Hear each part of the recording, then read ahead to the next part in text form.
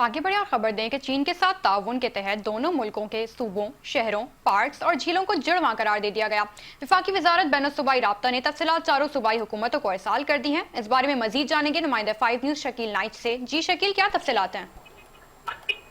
चीन के साथ ताउन के तहत पाकिस्तान और चीन के शहरों और पार्कों को और झीलों को जुड़वां करार दे दिया गया। वफाकी वजारत बैनुल-सूबाई राब्ता ने तमाम तर तफसीलात चारों सूबों को अरसाल कर दिए। इससे पहले कहा जा रहा है कि जो मुख्तलिफ शहर हैं उनको उन्होंने जुड़वा करार दे दिया है। जुड़वा शहरों में जो है वो चोंग चोंग चंग उसको कराची का जुड़वा शहर करार दिया गया है। शेंग जो शहर है उसको पिशावर का जुड़वा करार दिया गया है।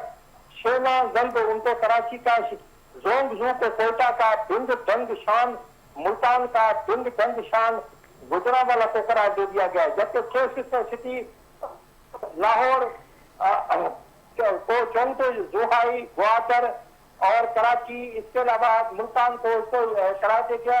इसके अलावा उन्होंने जो नए शिक्षा मुख्य तहत उन्होंने ये कहा है कि जैसे पाकिस्तान के अंदर कुछ झीलें हैं उनके, इसमें एक अयूब नेशनल पार्क है, उसके अलावा किंजर झील है, इनको भी करार दिया गया है।